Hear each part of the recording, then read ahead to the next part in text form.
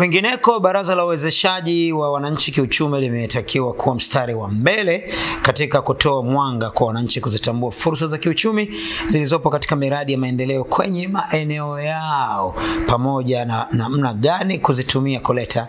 manufaa kwa taifa.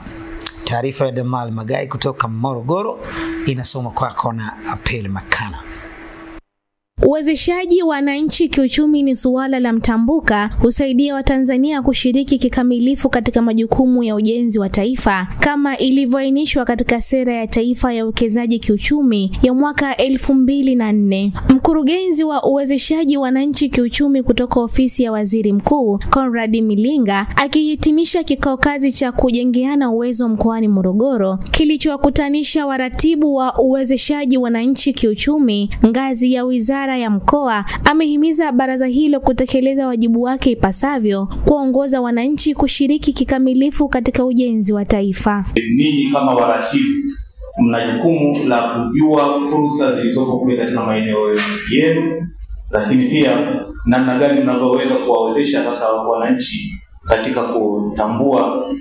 zile fursa wazitumie, lakini pia namna gani ambavyo mnaweza kuunganisha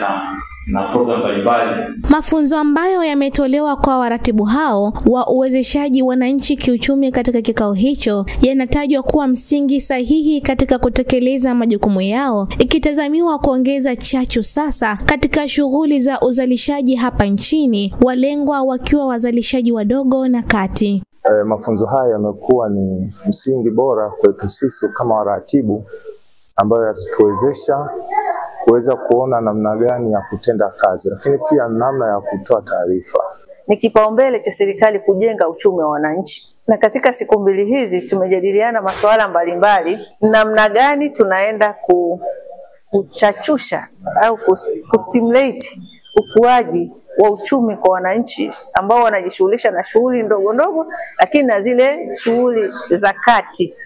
Moja kati ya mambo ambayo tumejifunza ni namna gani tunaweza kwenda kuwawezesha katika halmashauri ambazo hawajashiriki kwenye kikao hiki, lakini pia wa wananchi mmoja mmoja, namna ya kujikwamua kutoka pale walipokuwepo katika shughuli zao za ujasiriamali, katika shughuli zao za biashara, kwenda hatua za mbele za utambuzi wa taasisi ziwezeshi, kupata kuwa na uwezo wa kufanya kazi za serikali kwa sisi wananchi wenyewe.